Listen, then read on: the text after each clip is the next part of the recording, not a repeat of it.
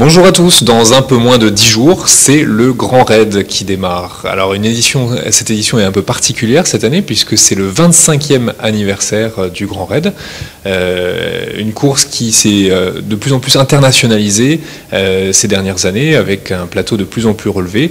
Vincent, est-ce que cette 25e édition sera à la hauteur en termes de plateau? Oui, je pense maintenant que depuis qu'elle est inscrite sur le World Tour, depuis maintenant 3 ans, depuis le lancement de ce calendrier mondial qui réunit un peu les grands ultra-trails du monde, le plateau, chaque année, est un plateau très relevé. Alors évidemment, il n'y a pas les grands noms qu'on connaît bien ici, c'est-à-dire ceux notamment de Daen et Jornet, qui sont les deux stars absolues de l'ultra, parce que bon, ils ont des calendriers chargés et puis différents en fonction des années, donc ils seront malheureusement pas là cette année, mais on va quand même retrouver l'élite mondiale, le gratin mondial de l'ultra, à savoir chez les filles, si je ne m'abuse, les 3 membres du top 5 mondial actuel de l'Ultra Trail, donc notamment Mélanie Rousset, la française, qui est quand même à un très bon niveau mondial, la brésilienne Fernanda Maciel, et puis Andrea User, qu'on connaît bien ici, puisqu'elle a déjà gagné le Grand Raid l'an dernier, justement. Donc il y aura quand même du très très lourd, et puis Émilie Lecomte, une double vainqueur aussi du Grand Raid, qui a déjà prouvé par le passé ses qualités sur l'ultra, et puis chez les garçons aussi du très beau monde, du très beau linge, avec notamment Xavier Thévenard, un double vainqueur de l'UTMB, bon, qui a toujours eu un peu de difficulté, on le sait, dans les Mascareignes, puisqu'il a toujours abandonné ici et puis même à côté chez nos voisins à Rodrigue. Donc ce sera un vrai défi pour lui de réussir sur nos terres.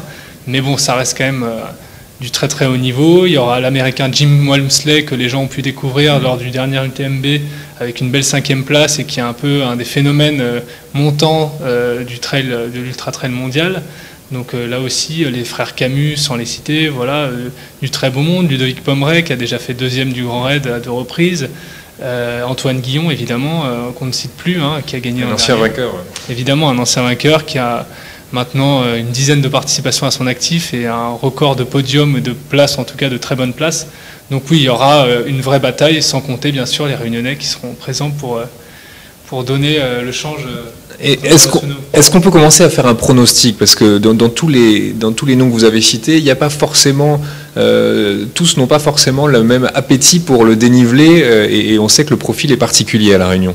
C'est vrai, comme vous le dites, effectivement, comme on le disait sur un profil comme Jim Walmsley, qui a une tactique de course assez particulière, il part très fort, et puis il s'épuise un peu au milieu de la course pour essayer de revenir un peu très fort sur la fin. En tout cas, c'est ce qui s'était passé sur l'UTMB où il avait eu un gros coup de mou. On ne sait pas trop ce que ça va donner sur un parcours du type Grand Raid qui est très exigeant, avec la chaleur, avec les dénivelés incessants. Donc c'est un peu une inconnue. Voilà.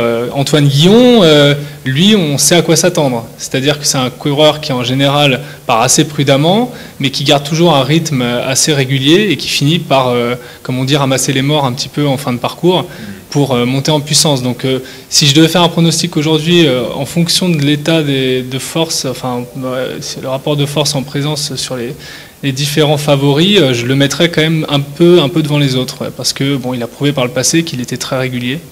Et face à, on va dire, une concurrence qui n'est pas extraordinaire, même si elle est très dense, je pense qu'il a encore les moyens de pouvoir tirer son épingle. Donc une prime à l'expérience. Et dans ces cadres-là, est-ce que les Réunionnais n'ont pas une carte à jouer sur cette édition? Clairement, je pense que, on l'avait déjà dit l'an dernier, c'est l'année ou jamais, mais bon, c'est peut-être aussi justement pour eux le moment de se glisser parmi cette concurrence qui est plus ouverte que jamais. Donc je pense que, évidemment, quand on pense aux Réunionnais, on pense avant tout à Freddy Thévenin, qui a été le Réunionnais le plus régulier ces dernières années sur l'Ultra Trail World Tour et même sur l'Ultra Trail à La Réunion. Donc je pense qu'il a de sérieuses chances avec une bonne préparation, une fois de plus, assez mesurée, sans faire trop d'ultra, sans trop forcer, même s'il n'a pas obtenu d'excellents résultats comme il avait pu le faire par le passé sur l'Ultra Trail World Tour cette année. À La Réunion, il s'est bien comporté et je pense qu'on a de sérieuses chances de penser qu'il sera encore présent au rendez-vous, quoi. Eh bien, on le souhaite sans chauvinisme aucun, une belle victoire réunionnaise, pourquoi pas, sur le Grand Raid cette année. Ce serait une première depuis un certain nombre d'années. Merci à tous d'avoir suivi cette interview. Au revoir.